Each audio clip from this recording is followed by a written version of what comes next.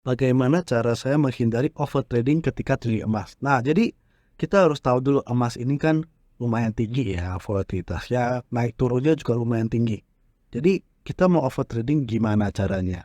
Kalau kita mau hindarin.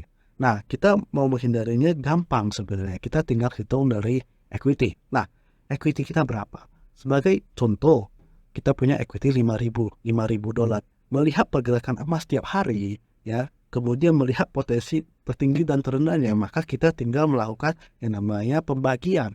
Misalkan 0,1 lot dengan modal 5.000 dolar itu berapa? Tahannya berapa? Nah, kalau ketahanannya di atas 300 dolar, maka itu kita bisa gunakan. Nah, 300 dolar itu adalah 3.000 pips ya. Kalau 3.000 pips berarti kita hanya maksimal 0,2 lot. Ya, 0,2 lot itu pun udah setengah-setengahnya. Berarti 2.500 pips atau 250 dolar. Nah, ini kita harus lihat dulu.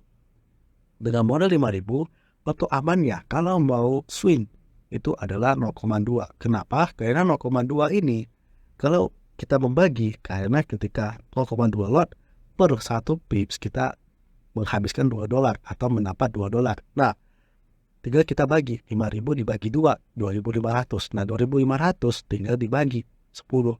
Berarti kenaikan dan penurunan kita bisa dapat, kita maksimal kita habis adalah 250 dolar. Nah, itu kita udah tahu, makanya kita dengan modal 5.000 ya amannya sebenarnya 0,2.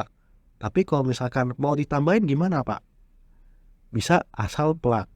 Maksudnya bagaimana? Ketika kita udah profit baru kita naikkan dari equity-nya. Kalau misalkan kita udah profit misalnya dari 5.000 profit 2.000 jadi 7.000, kita bisa naikkan menjadi 0,3 karena pertahanannya udah lumayan kuat. Begitu caranya. Jadi kalau untuk menghindari overtrading ya gampang, tinggal kita hitung dari modal dan hitung dari minimal lotnya. Kalau minimal lotnya sekian, berarti kita punya ketahanan yang jauh harganya daripada harga batasnya. Itu aja. Jadi gak usah pusing.